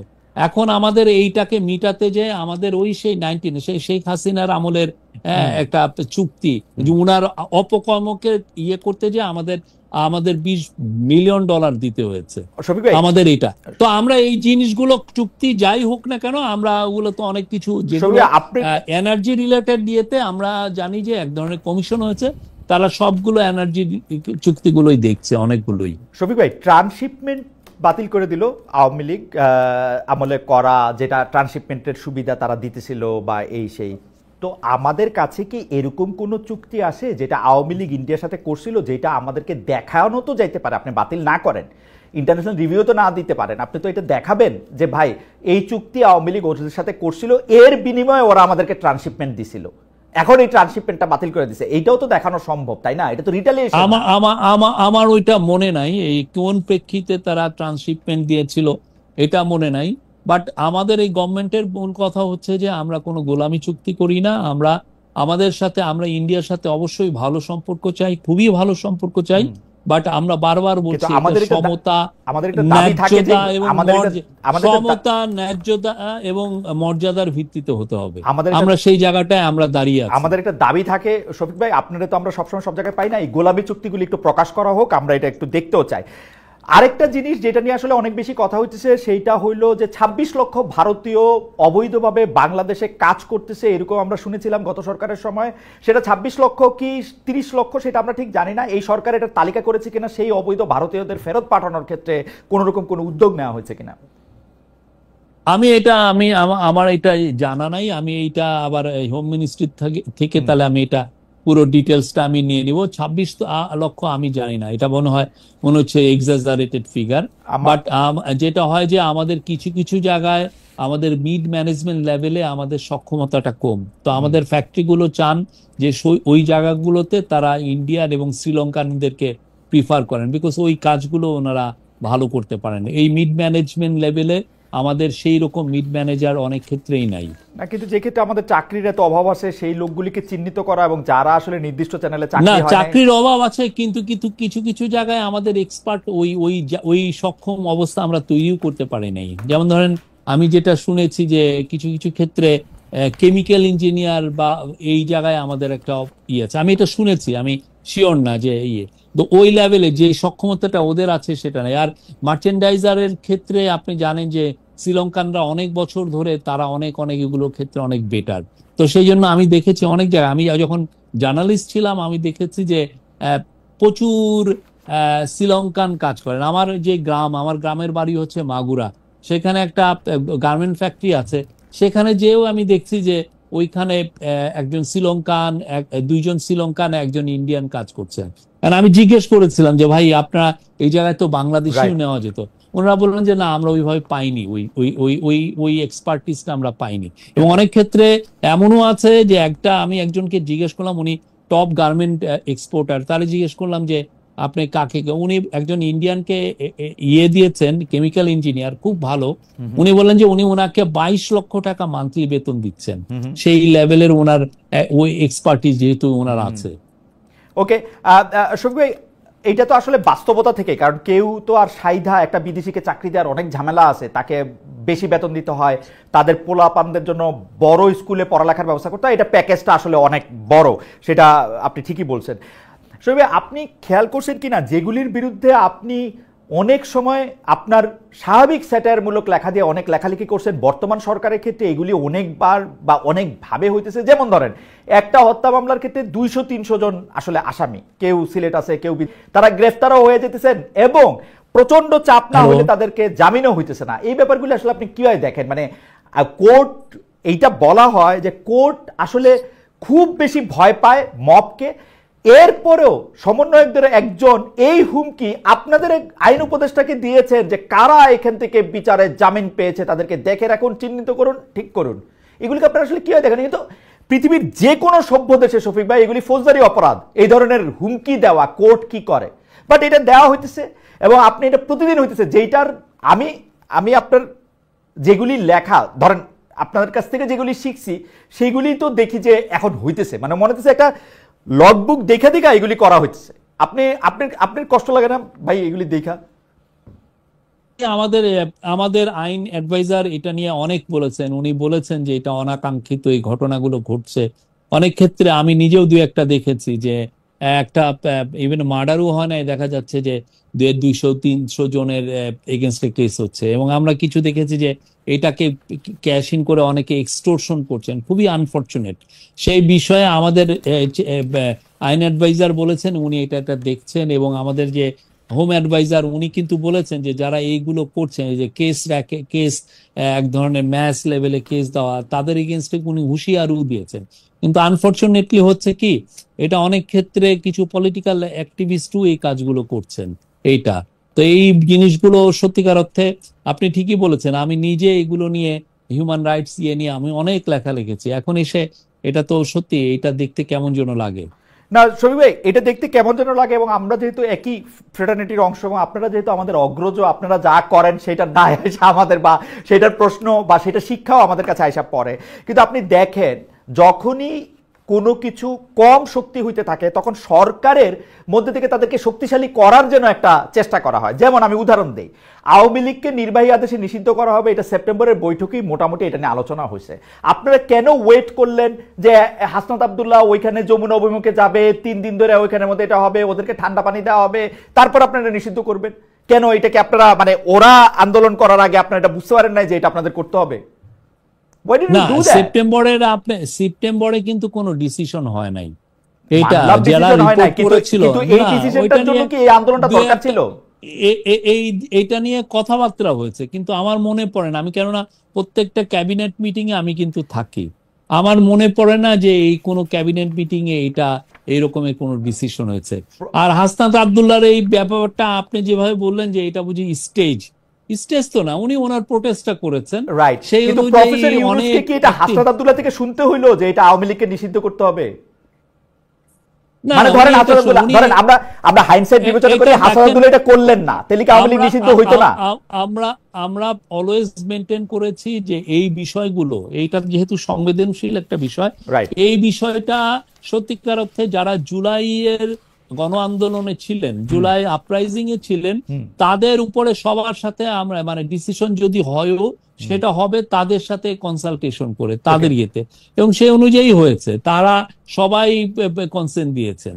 মানে এই অনুযায়ী যদি হাসনাত আব্দুল্লাহ যদি হাসনাত আব্দুল্লাহ এই ডাকটা না দিতেন যে আওয়ামী লীগ নিষিদ্ধ করব, যতক্ষণ নিষিদ্ধ না করা হবে ততক্ষণ পর্যন্ত যমুনা উইল বি ঘেরাউট, এইটা যদি উনি না কইতেন তাহলে কি আওয়ামী লীগ এখনো সিদ্ধ দল হিসেবে থাকতো, তাই না? দেখেন হাসনাত আব্দুল্লাহ বা ইয়েরা যে সব যা বলছেন আমরা কি সবই শুনছি নাকি? ওনারা তো বলেছিলেন যে অনেকে দেখেন প্রেসিডেন্টকে ওনারা আউটস্টার চেয়েছিলেন অনেকেই, তো আমরা তো সেই অনুযায়ী আমরা যে সমস্ত জায়গায় জাতীয় ঐক্য তৈরি হচ্ছে সেই জায়গাগুলো এই বিষয়ে ভালো ডিসিশন হচ্ছে। মানে প্রেসিডেন্ট সরানোর সাথে এইটাকে আপনি তুলনা করলে সেটা ইন্টারেস্টিং। তো প্রেসিডেন্ট সরানোর ক্ষেত্রে যেহেতু বিএনপি চায় নাই সেজন্য আপনার প্রেসিডেন্ট সরাইতে পারেন না, ওরা তো চাইছিলই। এই ক্ষেত্রে যেহেতু বিএনপিও চাইছে সরাই দিতে সেজন্য আপনারা সরাইছেন, ব্যাপারটা কি এরকম? না, আমরা বললাম তো এগুলো যত ডিসিশন হয়েছে সব জায়গায় আমরা সবার সাথেই কথা বলেছি এগুলো ক্ষেত্রে। আর এইটার প্রসঙ্গেই একটা সম্পাদক পরিষদ আজকে একটা প্রেস রিলিজ ইস্যু করেছে, আপনি নিশ্চয়ই দেখেছেন, যে আওয়ামী লীগের কার্যক্রম নিষিদ্ধ ঘোষণা করা হয় সন্ত্রাসবিরোধী অধ্যাদেশ 2025-এর গেজেটের প্রকাশের পর। তারা দেখা যাচ্ছে যে অধ্যাদেশে একটি ধারা সংযুক্ত হচ্ছে, সেটা হচ্ছে উক্ত সত্তা কর্তৃক বা উহার পক্ষে সমর্থনে কোনো প্রেস বিবৃতির প্রকাশনা বা মুদ্রণ কিংবা গণমাধ্যম, অনলাইন সামাজিক যোগাযোগ মাধ্যম বা অন্য যে কোনো মাধ্যমে যে কোনো ধরনের প্রচারণা অথবা মিছিল সমাবেশ বা সংবাদ সম্মেলন আয়োজন বা জনসম্মুখে বক্তৃতা প্রদান নিষিদ্ধ করিবে। এইটা ব্যাপারে তারা মনে করতেছেন যে এটা অপব্যবহার হবে, এটা স্বাধীনতার এটা শঙ্কা সৃষ্টি করবে। আপনার কাছে কি মনে হয়? মাহফুজ আনাম সভাপতি এবং দেওয়ান হানিফ মোহাম্মদ সাধারণ সম্পাদক পরিষদের পক্ষে এই বিবৃতি। না, এটা কেউ যেটা ব্যান্ড হয়ে যায় যে সংগঠন কার্যক্রম, আপনি আপনি দেখেছেন কেউ জেএমবির কার্যক্রম কেউ কভার করে বাংলাদেশে? জেএমবি তো ব্যান্ড অর্গানাইজেশন। তারপরে হরকতুল জিহাদ আল ইসলামী বাংলাদেশ ব্যান্ড, কেউ কি ওদের এই কার্যক্রম কেউ কি করে বলে যে এর লিডার এখানে কথা বলেছেন বা এরা? আমার যতদূর মনে হয় হিজবুত তাহরির মিছিল করছে, সেই খবর ছাপা হয়েছে পত্রপত্রিকায়। এটা দু একটা হতে পারে, বাট এদের নিয়মিত ছাপা হয়েছে ভাই, নিষিদ্ধ ঘোষিত জেএমবি সংগঠনের এই কার্যক্রম ছাপা হয়েছে, এটা লেখা হয়েছে। প্রমোশনাল কোন রিপোর্ট আমরা দেখি নাই, বা এদের লিডার আমরা যেটা দেখেছি যে এই অনেকে শেখ হাসিনার যে জিঙ্গোইস্টিক যে উনি যে ভায়োলেন্সকে ইনসাইট করে যে স্পিচ দেন সেগুলো অনেকে কভার করেছেন। তো সেই ক্ষেত্রে আমি দেখি নাই মানে জিঙ্গোইস্টিক কথা সেটা এরকম ছাপা হয়েছে প্রমোশনাল ওয়েতে, অনেকে করেছে, আমাদের কাছে এভিডেন্স আছে প্রমোশনাল ওয়েতে। মানে এটা এই ব্যানের আগে, আমি বলছি ব্যানের আগে এটা প্রমোশনাল ওয়েতে করা হয়েছে, এটা আপনি বলছেন। প্রমোশনাল কি, ওনার স্পিচটা দিয়েছেন, উনি সমানে আমাদেরকে জঙ্গি বলছেন, আমাদেরকে আমাদেরকে এটা বলছেন, এগুলো অনেকে কভার করেছেন। ওনার স্পিচের বিভিন্ন ভিডিও ক্লিপিং অনেকে দিয়েছেন। এই গত কয়েক বছরে বিগত সরকার নানা রকম আইনি মারপ্যাচ করে এগুলি নানা ধরনের কাজ করছে, যেখানে হামলা মামলা যেখানে যা দরকার প্রয়োগ করে দেশে কোনো মিডিয়া যাতে বিএনপির ভারপ্রাপ্ত চেয়ারম্যান তারেক রহমানের সংবাদ বক্তব্য প্রকাশ করতে না পারে সেই ব্যবস্থা করছিল। আপনি পৃথিবীর অন্যতম সেরা সংবাদ সংস্থা এএফপির ব্যুরো চিফ ছিলেন বাংলাদেশে, আপনি জনাব তারেক রহমানের সংবাদ কিভাবে ডিল করতেন বা কিভাবে প্রকাশ করতেন এই অবস্থার মধ্যে? না, আমরা তারেক রহমানের একটা রিপোর্ট করেছিলাম। আমি এই যে 2024 সালের ইলেকশনের সময় আমি তার সাক্ষাৎকার নিয়েছি। তো সেই সাক্ষাৎকার আমরা ওই লন্ডন থেকে আমরা তার সাক্ষাৎকার আমরা নিয়েছি। লন্ডন থেকে বাংলাদেশের পত্রপত্রিকাগুলি ক্যারি করছিল এটা? আমি জানি না, আমার ইয়ে নাই, বাট এটা আমরা এটা ইন্টারন্যাশনালি আমরা করেছি। তার ইয়েতে বোধহয় কত 3রা জানুয়ারি 2024 এসছে, 3রা বা 2 আমরা ওনার সাক্ষাৎকার নিয়েছিলাম। 3রা জানুয়ারি 2024 আপনারা সাক্ষাৎকার নিয়েছিলেন, মানে এটা তারেক রহমানের সাক্ষাৎকার লন্ডন থেকে নেওয়া হয়েছিল।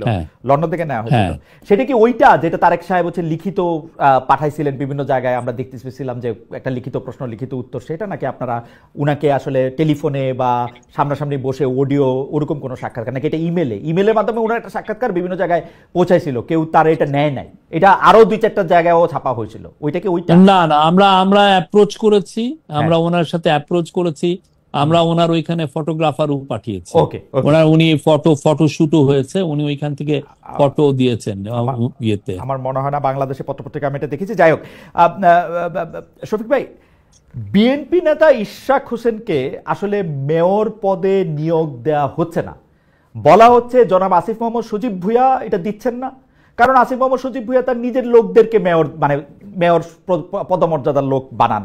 দক্ষিণে তাকে মেয়র পদে সকল কিছু থাকা সত্ত্বেও সেটা উনি একলা দিচ্ছেন না। উত্তরে তিনি তার পছন্দের একজনকে, যারে নিয়ে আসলে অনেক কথা আছে, তাকে ইনি প্রশাসক বানাইছেন। এইটা আপনি আসলে কিভাবে দেখেন? মানে ইশাক হোসেনকে আসলে মেয়র পদে এটা দিতে দেওয়া হবে না কেন? এটা কি উপদেষ্টা পরিষদের সিদ্ধান্ত নাকি এটা আসিফ মোহাম্মদ সজীব ভুঁইয়ার একক সিদ্ধান্ত?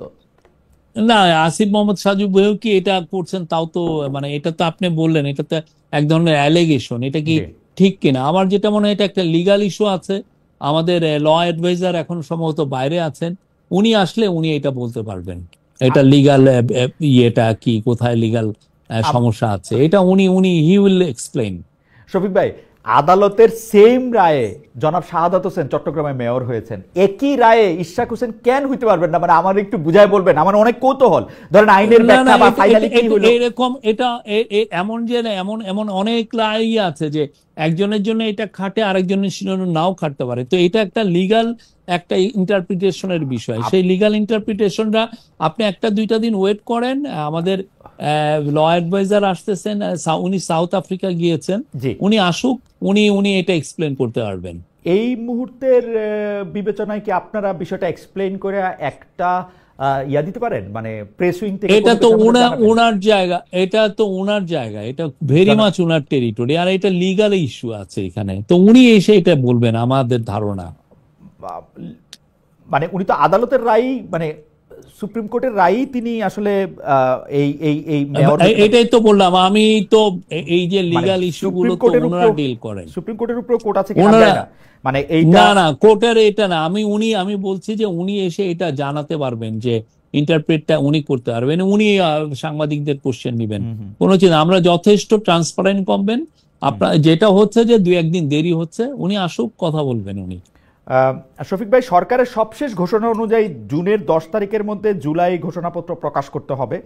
গেল রাতে এক ফেসবুক পোস্টে আমরা জাতীয় নাগরিক পার্টির যিনি আহ্বায়ক আছেন জনাব নাহিদ ইসলাম, তারা দেখেছি বলেছেন যে জুলাই ঘোষণাপত্র ছাড়াও জুলাই সনদ, স্থানীয় সরকার নির্বাচন, গণপ্রশাসন নির্বাচনের কথা বলেছেন। আমরা দেখতে পাচ্ছি যে জনাব মির্জা ফখরুল ইসলাম আলমগীর, বিএনপির যিনি সেক্রেটারি জেনারেল আছেন, তিনি বলছেন সুপরিকল্পিতভাবে জাতীয় নির্বাচন পিছিয়ে দেওয়ার পায়তারা চলছে। আপনি বিষয়টি একটু বলবেন যে আপনারা আসলে কিভাবে দেখেন? 10 জুনের মধ্যে কি জুলাই ঘোষণাপত্র প্রকাশিত হচ্ছে? 10 জুনের মধ্যে জুলাই ঘোষণাপত্র প্রকাশিত হওয়ার পরে আসলে নির্বাচনটা কি ডিসেম্বর, জানুয়ারি, ফেব্রুয়ারির মধ্যে হচ্ছে কিনা? নির্বাচন, আমাদের চিফ অ্যাডভাইজার বারবার বলেছেন যে নির্বাচন ডিসেম্বর থেকে জুনের মধ্যে হবে। আমি ওনার সাথে 9.5 মাসের মতো কাজ করছি। আমি একটা জিনিস বলতে পারি, উনি কথা একটা বললে কথা রাখেন, উনি কথার ব্যত্যয় করেন না। এবং আমি ওনার অভিজ্ঞতায় বলি, আমি একবার ওনার সাথে কথা রাখতে পারি নাই, উনি কিন্তু আমাকে পরে বলছেন তুমি কথা দিলে তুমি রাখতে পারলা না কেন। ওনার এই জায়গাটা আমি দেখেছি। তা আমি আশ্বস্ত করতে চাই যে ইলেকশন ডিসেম্বর থেকে জুনের মধ্যে হবে, উনি এটা বারবার জানিয়েছেন। উনি কিন্তু কখনো কোনো এখানে আপনি কেউ বলতে পারবে না যে উনি একবারও বলেছেন যে ইলেকশন জুন মাসের 30 তারিখের পরে হবে। উনি বলছেন যে ডিসেম্বর থেকে জুনের মধ্যে হবে। তো এটা নিয়ে আমার মনে হয় কোনো ধোঁয়াশার কিচ্ছু নাই। বিএনপি যেটা চাচ্ছেন, এটা আমি যদি পলিটিক্যাল পার্টি হইতাম আমিও হয়তো বা চেতাম, ওনারা একটা ডেট চাচ্ছেন। তো সেটা নিয়ে আমাদের কাউন্সিল অফ অ্যাডভাইজার, বাট আমরা এর আগে কিন্তু অনেকে মনে করছেন আপনারা একটু বেশি সময় ক্ষমতা থাকতে চান। না এটা একদমই এইখানে কেউ আসেন নাই যে ক্ষমতা আঁকড়ে পড়ে থাকতে। এটা একটা আমি বলবো যে এটা বাজে ধারণা। সবাই একটা গুরু দায়িত্ব নিয়ে এসছেন এবং দায়িত্বটা কমপ্লিট করে ওনারা চলে যাবেন। আর এই যে নির্বাচনের ডেটটা কেন দেওয়া হয় না, এটা প্রফেসর ইউনূসও কিন্তু এটা নিয়ে কিন্তু এক্সপ্লেন করেছেন। উনি কি বলেছেন? উনি বলেছেন যে এটা ডিপেন্ড করবে যে আমরা কি পরিমাণ রিফর্ম করছি। রিফর্ম মানে পলিটিক্যাল রিফর্ম। আমরা তো এমনি অন্যান্য রিফর্ম গুলো হচ্ছে অলরেডি কন্টিনিউয়াস প্রসেস। অন্য রিফর্মের মানে পলিটিক্যাল রিফর্ম, বিশেষ করে ভোটারের ইয়ের ক্ষেত্রে এইটার উপরে, এটা যখন এটা আমরা মনে হয় যে আমরা জুলাই মাসের দিকে বা জুলাইয়ের শেষের মধ্যে আমরা একটা শেপ দেখতে পারবো। তারপরে আমার মনে হয় যে আরো ক্ল্যারিটি আপনারা দেখবেন। বাট ইলেকশন, আবারও বলি, ইলেকশন উনি যেটা বলেছেন ডিসেম্বর থেকে জুনের মধ্যে হবে, এটার কোনো ব্যত্যয় হবে না। আবার একটু এই যে আপনার জায়গায় আসি, মানবাধিকার, তারপর হচ্ছে জার্নালিজমের এথিক্স এবং রাষ্ট্রের ন্যায় বিচারের জায়গা থেকে। আপনার কাছে কি মনে হয় যে আসলে বিগত সরকারের সময়টা একটা লম্বা সময়, 15 বছর, সেই সময় বিভিন্ন শিল্পী, বিভিন্ন কলাকুশলী, বিভিন্ন সচিব, বিভিন্ন সামরিক সচিব, তারা নানার সময় নানা কারণে সরকারের কেউ ঘনিষ্ঠ ছিলেন, কেউ ঘনিষ্ঠ ছিলেন না। এখন সাংবাদিকদের মধ্যেও কেউ কেউ, তো এইটার মধ্যে কার বিরুদ্ধে মামলা করা হবে, কাকে বিদেশ যেতে দেওয়া হবে, কাকে ছেড়ে দেওয়া হবে এবং কাকে দেওয়া হবে না, এটার মধ্যে কি আপনাদের একটা পিক এন্ড চুজ কাজ করতেছে? যে ঠিক আছে, একে আমার পছন্দ না, তখন আমি নাম দিব তুমি সিনেমায় অভিনয় করছো, তো সিনেমায় যে আরো লোক অভিনয় করছে ওগুলি আমি ভুলে যাব, এবং সিনেমায় অভিনয় করার জন্য আমি মামলা দিব, এটা কিরকম হত্যা মামলা? আমরা মনে করি যে ল মানে হোম মিনিস্ট্রি বা পুলিশ তার কাজে আমরা সাধারণত কখনোই, আমার মনে পড়ে না যে আমরা ইন্টারফেয়ার করি। পুলিশ তার কাজটা করে, তো সেই অনুযায়ী আপনারা দেখছেন। আপনাদের যদি মনে হয় যে আমরা ইন্টারফেয়ার করছি, আমরা ওয়েলকাম জানাই। আপনারা আমাদেরকে বলেন যে না, আপনারা এই জায়গায় ইন্টারফেয়ার করছেন, এই গভর্নমেন্ট এই জিনিসটা আমি মনে করি না। শফিক ভাই, কেন মনে হয় আমি আপনাকে বলি, যে হত্যা চেষ্টা মামলায় অভিনেত্রী নুসরাত ফারিয়াকে গ্রেফতার করা হয়েছে, তিনি সেই মামলার 207 নম্বর আসামি। ক্ষমতাচ্যুত প্রধানমন্ত্রী শেখ হাসিনা 17 জন শিল্পী সহ মোট 283 জনকে আসামি করে মামলা করা হয়েছে। এই মামলাটা 283 জন একত্র হইয়া একটা হত্যা মামলা কিন্তু এটা করা হয়েছে। এইটার মানে আপনি কি মনে করেন, এর মধ্যে আবার যে ওকে ধরা হইলো, ওনাকে ধরা হইলো, মামলা নিয়ে আমাদের ল অ্যাডভাইজার অনেক বলেছেন। সত্যিকার অর্থে এই মামলাগুলো তো আমরা দেখছি যে অনেকে এই ধরনের অনেক মামলা হয় যে এক ধরনের এক্সটোরশন করার জন্য। এটা যে ওনারা আমাদের ল অ্যাডভাইজার বলেছেন, হোম অ্যাডভাইজার এগুলো নিয়ে বলছেন, কিন্তু আনফরচুনেটলি সমস্যাটা যেটা হচ্ছে যে কেউ যদি এসে থানায় মামলা করে, হয় কি থানা নিতে বাধ্য হয়। আবার অনেক সময় থানা বলে যে না, আমি এই মামলা নিব না, এই মামলা নেওয়া যাবে না। পরে যায় কি, তারা আবার কোর্টে চলে যায়, কোর্টে গিয়ে আবার বলে যে না, এই মামলাটা নিতেই হবে। ফলে ওই কোর্ট যখন মামলাটা নেওয়ার পরে সেই মামলাটা নিয়ে এসে আবার কোর্টের অর্ডারটা নিয়ে এসে থানায় বলে যে এই মামলাটা নিতে হবে। তো এই ধরনের তো সিচুয়েশন তৈরি হচ্ছে।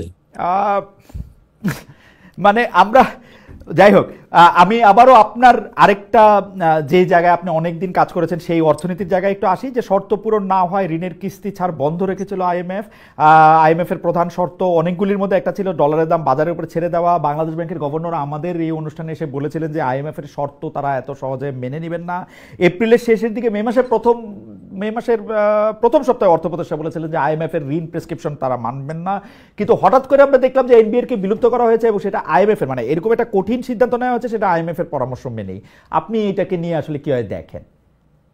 না, আপনি যদি দেখেন যে এনবিআর কিন্তু এই 50 বছরে আমাদেরকে বারবার ফেল করছে। এনবিআর এর আমরা যে কাস্টমস এর যে সিস্টেম বা আমরা যে রেভিনিউ উঠাচ্ছি, একটা গভর্নমেন্ট বেঁচে থাকে, একটা গভর্নমেন্ট বা একটা দেশের ডেভেলপমেন্ট হয় হচ্ছে তার ট্যাক্সের টাকার উপরে, কিন্তু আমাদের কনসিস্টেন্টলি ফেল করছে। আমাদের ট্যাক্স জিডিপি রেশিও মাত্র 7.3-7.4%, যেটা সত্যিকার অর্থে একটা আফ্রিকার দরিদ্র দেশের মতো। তো আমার তো এমন করে চললে তো হবে না। এখন এই কারণে কিন্তু আমরাও নিজেরা বলছি, আমরা আমাদের মধ্যে থেকে এনবিআর রিফর্মের কথা কিন্তু নিজেরাও আমরা ফিল করছি যে এটাকে রিফর্ম করতেই হবে আমাদের, যে করেই হোক আমার ট্যাক্স জিডিপি রেশিও 10-এর উপরে নিতে হবে। তো সেই ক্ষেত্রে আইএমএফ এর পরামর্শ, না, এটা আইএমএফ এর পরামর্শ না, এটা আইএমএফ এর সাথে আমাদের সাথে কথা মিলে গেছে। এই কিন্তু আমরা নিজেরাও এটা বলছিলাম যে আমাদের কাকতালীয় না, আমরা এটা বলছিলাম। আর আইএমএফ এটা নতুন কথা বলছেন, এটা অনেকদিন ধরে এই কথা বলছে। আমরাও মনে করছি যে এই এনবিআর এর রিফর্মটা একটা বড় চ্যালেঞ্জ, এই কাজটা করতে হবে। এটা সে একটা আমাদের মতো ইন্টারিম গভর্নমেন্টই হোক আর এটা একটা ইলেক্টেড গভর্নমেন্টই হোক, তার কাছে সামনের দিনগুলোতে এটা হবে বিগেস্ট একটা চ্যালেঞ্জ। বিকজ আপনি যদি টাকা সেই মতো উঠাইতে না পারেন ট্যাক্স, আপনি তো রাস্তা বানাতে পারবেন না, আপনি বেতন দিতে পারবেন না, আপনি এই যে একটা বিধবার স্টাইপেন্ড দিবেন সেটা দিতে পারবেন না। আর এনবিআর এটা কনসিস্টেন্টলি ফেল করছে। আপনি পুরো পৃথিবীতে ট্যাক্স জিডিপি রেশিওর ক্ষেত্রে ইয়ে হচ্ছে 16%, 16.6%, এটা গ্লোবাল এভারেজ, সেখানে আমরা 7.3%। এটা তো চিন্তা করতে হবে যে পাকিস্তানের মতো দেশও 10-এর উপরে। সবে আপনার প্রেডিকশন কি বলে যে আপনি কি এটা 7.3% থেকে মানে অন্য সরকার আসা পর্যন্ত এটাকে আসলে 8%ও করতে পারবেন? মানে আপনি কি মনে করেন? না, আপনার প্রেডিকশন কি বলে? না, এটা হঠাৎ করে এটা বাড়বে না, এটা একটা লম্বা একটা রিফর্মের মধ্যে দিয়ে যেতে পারবে। Okay. আপনি ইচ্ছা করলেই যে এটাকে হঠাৎ এক বছরেই 1% আপনি বাড়িয়ে ফেলবেন, এটা হয় না, আমি 0.7% এর কথা কইতেছিলাম। 0.7% তো নেটে নেওয়া, আপনি আলাদা দুটো অফিস করতেছেন, নেটের মধ্যে 0.7% নেওয়া কি অত বড় একটা টার্গেট? আমাদের এই কাজটা করতে হবে, এটা যে গভর্নমেন্টই হোক, এটা আমাদের গভর্নমেন্টই থাকুক, বিএনপি আসুক বা যেই আসুক, যে গভর্নমেন্টই আসুক, এই কাজটা খুব ক্রুশিয়াল, এটা করতে হবে। এই জায়গা এটাকে পাশ কাটিয়ে বাংলাদেশের কোনো রিফর্মই আসলে হবে না। রিফর্ম করতে গেলে ইউ নিড মানি, আর মানি আপনি রেজ করবেন কিভাবে? আপনার ট্যাক্স করে। আর এখন এতটাই ক্রুশিয়াল, আপনি দেখছেন যে অনেক দেশ, ইউএসএ দেখেন, অনেক দেশেতে টাকা বন্ধ করে দিচ্ছে, ও টাকাই দিচ্ছে না। পুরো ইউরোপ জুড়ে যারা ডেভেলপমেন্টের জন্য বিদেশে টাকা লেন্ডিং করে তারাও বন্ধ করে। তারা এখন ইউরোপ জুড়ে আপনি দেখেন ওরা অস্ত্রসজ্জায় ব্যস্ত, ডিফেন্স স্পেন্ডিং এ ব্যস্ত। তো আমি চাই আর না চাই, আমার এই ট্যাক্সেশন একটা ওভারঅল করতে হবে, ওই অনুযায়ী আমার ট্যাক্স জিডিপি রেশিও বাড়াতে হবে। শোভা, একটা ছোট প্রশ্ন, এটা দর্শকরা অনেকে করতেছেন, যে প্রশ্নটা হচ্ছে এরকম যে আওয়ামী লীগ আমলে যে টাকা পাচার হইতেছিল এটা আমরা ফিল করতেছিলাম চারদিক থেকে, কিন্তু এই সরকার আসার পরে আমরা এই ফিলটা করতেছি না যে টাকা পাচার বন্ধ হয়েছে। আপনার কাছে কি এই ফিল আসছে? যেমন ধরেন বিএনপির এক নেতা কইছে 90,000 কোটি টাকা পাচার হয়ে গেছে, আমরা ওই কথায় না আসি, আপনার কাছে কি এই ফিলিংটা হয়েছে যে বাংলাদেশ থেকে এখন আর টাকা পাচার করা সম্ভব না, বা টাকা পাচার কেউ করতেছে না? আমি বলবো যে আমাদের গভর্নমেন্টের কেউ এগুলোর সাথে জড়িত না। আমরা খুব সিরিয়াস মুভ নিচ্ছি যাতে এই বাংলাদেশের থেকে টাকা পাচার বন্ধ হয়। আমরা সেই অনুযায়ী যথেষ্ট রিফর্ম নিয়েছি, এবং সেটার আলোকে আমরা দেখেন অনেক কিছু ব্যাংকিং সিস্টেমটাকেও আমরা ঢেলে সাজাচ্ছি সেই আলোকে। তা আমরা বলছি, আমরা আবার সবাইকে ইনভাইট করি, আপনারা এগুলো নিয়ে আরো ইনভেস্টিগেটিভ জার্নালিজম করেন, আমরা জানতে চাই, পুরো সত্যটা আমরাও জানতে চাই। যদি কিছু হয়ে থাকে আপনারা আমাদেরকে জানান, আমরা উইল মোস্ট ওয়েলকাম। বাট আমি বলতে পারি এই গভর্নমেন্ট, আমি বলতে পারি আপাদমস্তক একটা অনেস্ট গভর্নমেন্ট। গভর্নমেন্টের উপদেষ্টারা যে মানে এই পাচারের সঙ্গে জড়িত না সেটা আমরাও হয়তো মানে এই এখন পর্যন্ত তার ধারে কাছেও আমরা কোনো কিছু শুনি না, কিন্তু গভর্নমেন্টকে আসলে নানাভাবে চাপ দেওয়া সম্ভব কিনা, নানাভাবে ইয়ে করে অন্য কেউ সুযোগ নিতে পারে কিনা। যেমন ধরেন আমাদের একজন মন্ত্রী হয়তো খুব ভালো, কিন্তু সেই মন্ত্রীর মন্ত্রণালয়ে আর একটা সুযোগ নিয়ে আর কেউ তাকে ইয়ে করছেন কিনা, ওরকম আপনার মনে হয় কিনা? যে আপনার যদি এরকম এভিডেন্স থাকে এরকম, তাহলে আপনারা রিপোর্ট করেন, এটা তো জানার, মানে এরকম যদি হয় রিপোর্ট করেন, আমরা দেখি। আচ্ছা ঠিক আছে, আমরা এভিডেন্সের কথা যখন বলতেছেন তখন তো আসলে আমার কাছে এখন এভিডেন্স নাই, আমি এটা জানার জন্য এটা বলতেছিলাম। আমি বরং অন্য একটা জায়গা থেকে বলি, সর্বশেষ গত দুই এক সপ্তাহের মধ্যে আপনাকে সবচেয়ে বেশি জনপ্রিয় করেছে যে কথাটা, বা জনপ্রিয় করেছে যে কথাগুলো, তার মধ্যে একটি হচ্ছে যে আপনি বামদেরকে বলেছেন যে বামরা বাংলাদেশকে বনসাই করে রাখতে চায়, বা নিজেরাও আপনি বামদেরকেও একটু একটু অপছন্দ করেছেন। এখন রোববার 18 মে লেখক, অধ্যাপক, অ্যাক্টিভিস্ট আনু মোহাম্মদ একটি ফেসবুক পোস্ট দিয়েছেন, যেখানে তিনি লিখেছেন প্রধান উপদেষ্টা থেকে শুরু করে তার সুযোগ্য প্রেস সচিব ও বিভিন্ন পদের কোনো কর্তা ব্যক্তির ভাবসাব, কথাবার্তা, কাজকর্ম খেয়াল করলে বিদেশি কর্পোরেট লবিজের ছায়া পাওয়া যায়। চট্টগ্রাম বন্দর করিডোর, সমরাস্ত্র কারখানা, অস্বচ্ছ তড়িঘড়ি এলএনজি আমদানি চুক্তি, স্টারলিংক চুক্তি ইত্যাদি নিয়ে তাদের দৌড়ঝাঁপ, জবরদস্তি, গোপন ভাব, মিথ্যা বিজ্ঞাপনী গল্প এটাই নির্দেশ করে। আপনার মন্তব্য শুনবো। আমি শুধু যোগ করি, বণিক বার্তা এরকম বলেছেন যে বিডার নির্বাহী চেয়ারম্যান উঠছেন, দেশি বিদেশি বিনিয়োগ কমছে। না, এই যে বণিক বার্তা রিপোর্টের কিন্তু আমরা একটা রিবাটাল দিয়েছিলাম। আমি জানি না আপনি আমার ফেসবুকে পেজ দেখেছেন কিনা। বণিক বার্তা যে কথা বলছেন যে 9 মাসের হিসাব দিয়েছেন, ওই 9 মাসের 3 মাস কিন্তু আশিক চৌধুরী ছিলেনই না। ওই 3 মাস কিন্তু খুব বাজে ছিল, এবং কোনো দেশে আপনি যখন রেভুলেশন হয় বা আপরাইজিং হয়, ওই 3 মাসকে কেউ আসলে কাউন্টেই রাখে না। ওনারা ওইটাকে কাউন্টে আনছেন। ওই যেটা জুলাই টু সেপ্টেম্বর, যেটার মধ্যে জুলাই মানে 5 সপ্তাহ, ইভেন আমরা ক্ষমতায়ও ছিলাম না, তো সেই মানে 6 সপ্তাহের মতো, তো সেই সময়টাকে ওনারা কাউন্টে এনেছেন। এটা তো মানে আমার মনে হয় না যে এটা ঠিক ছিল ওনাদের এই রিপোর্টটা ওনাদের। এবং আশিক চৌধুরী সত্যিকার অর্থে আমাদের এখানে কাজ শুরু করেছেন অক্টোবর মাসে। তো আপনি যদি আশিক চৌধুরীকে ব্লেম করেন জুলাই সেপ্টেম্বরে কি হলো, এটা একটা অন্যায়, এটা ঠিক না। আমার মনে হয় যে রিপোর্টার আরো কাজ করতে পারতেন, আরো থরলি চেক করতে পারতেন, দেখতে পারতেন যে উনি ওনার কাজটা। আরেকটা হচ্ছে যে আপনি রিফর্ম করেন আর যাই করেন, আমরা যেই জায়গা থেকে শুরু করছি সেই জায়গায় আমাদের যাওয়ার জন্য আমরা এখন যে কাজটা করছি আমরা আমরা বলতে পারি এই যে ফরেন ইনভেস্টমেন্টের জন্য, এবং আশিক চৌধুরী নিজেও বলেছেন এটার সুবিধা পাবে যে প্রথম যে ইলেক্টেড গভর্নমেন্ট আসবে তখন, বা আমরা সামনের দিনগুলোতে এটা পাবো। কেননা আপনি একটা এই স্ট্রাকচারটা দাঁড়াতে করতে হয়, আপনার পুরো পৃথিবীতে জানাতে হয় যে আমি বিজনেসের জন্য রেডি, আপনার রিফর্মের জায়গাগুলো ঠিক করতে হয়, রিফর্ম করতে হয়, করার পরে তো তারা আসবেন। তারপরে আমরা বলবো যে অক্টোবর যে ডিসেম্বরের যে সেখানে $490 মিলিয়ন মতো ফরেন ডাইরেক্ট ইনভেস্টমেন্ট আসছে, যেটা পুরো গত এক বছরের সবচেয়ে হাইয়েস্ট। তা আমরা যে হচ্ছে না তা না, বাট আমরা যেই ডিজায়ারটা সবাই করছেন সেটা আসছে না, আমি এটা অস্বীকারও করছি না। কিন্তু আমাদের কাছে আপনি দেখেন একটা রেগুলেশন, একটা ক্যাওটিক সিচুয়েশনে আপনি যদি অনেক বেশি আশা করেন বা সেটা এটা ঠিক না। আমরা তো অনেক বেশি আশা না বামের ক্ষেত্রে, এটা বামদের ক্ষেত্রে যেটা হচ্ছে যে ওনারা যে কাজটা করছেন, ওনাদের যদি আপনি প্রেসক্রিপশন, ওনারা যে কথাগুলো বলছেন সেই অনুযায়ী করতে গেলে তো আমাদের সত্যিকার অর্থে জব তৈরি হয় না। ওনারা অনেক কিছু, অনেক দেশেই আপনি দেখবেন বামরা, হ্যাঁ বামদের অনেক বড় অ্যাক্টিভিজম করেন, তারা গ্রিন নিয়ে অনেক অ্যাক্টিভিজম করেন, ওনারা কয়লার এগেনস্টে শক্তভাবে দাঁড়ান, ওনারা এনভায়রনমেন্টাল অ্যাক্টিভিজম করেন, আমরা অ্যাপ্রিসিয়েট করি। কিন্তু কথা হচ্ছে যে আমার তো জবটাও তো তৈরি করতে হবে।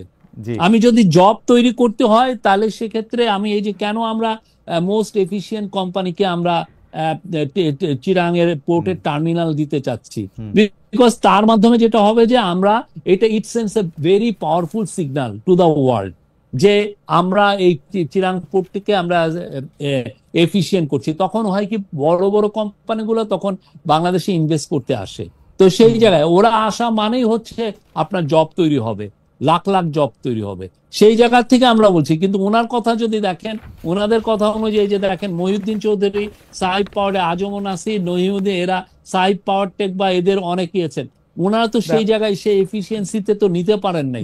চিটাগাং পোর্টটা কিছু সিন্ডিকেটের কাছে বন্দী হয়ে রয়েছে।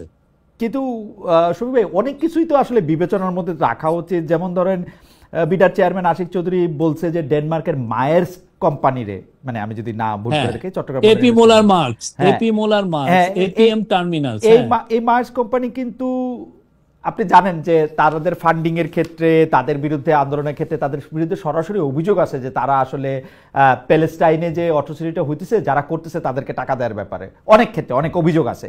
আপনারা এই ব্যাপারগুলিও সচেতন কিনা, নাকি আসলে এই জেনোসাইড ফ্লিট বলা হয় মায়ার্সকে অনেক ক্ষেত্রে, তো সেটা আপনি? আমরা আমরা আমরা এপি মোলার মার্কসের শিপিং কোম্পানির ব্যাপারে আমি জানি না, বাট আমরা এপিএম টার্মিনালের সাথে কথা বলছি। এপিএম টার্মিনালস ওয়ার্ল্ডের one of the best terminals. ওরা কত 60-70টা টার্মিনাল গ্লোবালি অপারেট করেন, এবং ওরা ভিয়েতনাম একটা কমিউনিস্টপন্থী দেশ, সেখানে ওরা করেন। ওরা মরক্কোতে একটা করেন, মরক্কোতে একটা মুসলিম কান্ট্রি, সেখানে ওরা যে টার্মিনালটা করেন ওইটা ওয়ার্ল্ডের one of the finest terminal port. তারপরে আপনি ওদের আরেকটা যেটা হচ্ছে মরক্কোর উদাহরণটা বোধহয় মরক্কোর সাথে ইসরায়েলের সম্পর্ক আর বাংলাদেশের সাথে ইসরায়েলের সম্পর্কটা একটু ডিফারেন্ট, সেটা আসলে খুব ভালো উদাহরণ হলো। না, মরক্কোর সাথে ইসরায়েলের কেউ তো এই সম্পর্কের উপরে তো আর টার্মিনাল দেয় না, এগুলা এইভাবে কি হয়। বাট আমরা যেটা আমাদের মূল ফোকাসটা কি, আমাদের ফোকাস হচ্ছে ওয়ার্ল্ডের যারা টপ কোম্পানি তাদের সাথে আমরা কথা বলছি তাদের, এবং তারাও আমাদেরকে বলেছে যে সব মিলে $3 বিলিয়ন মতো তারা ইনভেস্ট করেন। $3 বিলিয়ন অনেক ইনভেস্ট। ওকে, সবে আপনাকে কেউ এই কথা বলছে বামদেরকে, মানে কারণ মানে আমি রুহিন হোসেন প্রিন্স ভাই এরকম বলছেন যে আপনার আচরণ অধ্যত্বপূর্ণ, তিনি মানে আপনাকে কি কেউ বলছে যে বামদের ছোট করার ক্ষেত্রে আপনি আর সাবেক প্রধানমন্ত্রী শেখ হাসিনা প্রায় একই রকম? কারণ শেখ হাসিনা বামদের দেখতে হতো না, শেখ হাসিনা উন্নয়নের শত্রু হিসেবে বামদের দেখতো না। আমি বামদের অনেক, আমি যেমন ওনারা যখন রামপাল নিয়ে ওনারা যখন আন্দোলন করেন আমরা ওনাদের সাথে ছিলাম। ইভেন ফুলবাড়ির আন্দোলন আমি কভার করেছি, রামপাল আমি কনসিস্টেন্টলি কভার করেছি। বাট আমরা ওনার এই যে চিটাং পোর্টের এই বিষয়ের ক্ষেত্রে আমরা বা আমাদের গভর্নমেন্ট ওনাদের কথার সাথে একমত না। ওনাদের অ্যাক্টিভিজমকে আমরা স্যালুট করি, ওনারা অনেক ভালো ভালো ইস্যু নিয়ে কাজ করেন, দ্যাট উই স্যালুট। আমার ওই কথাটাই যদি অ্যারোগেন্ট লাগে, I am sorry for that, but আমরা মনে করি ওনারা এই যে চিটাং পোর্ট নিয়ে ওনাদের যে পজিশন সেটার সাথে আমরা একদম না সেটা আপনি ডিফার করি। সেটা আপনি দ্বিমত পোষণ করতেই পারেন। আচ্ছা শোয়েব ভাই, কুইক 2-3টা প্রশ্ন এবং শেষ একটা প্রশ্ন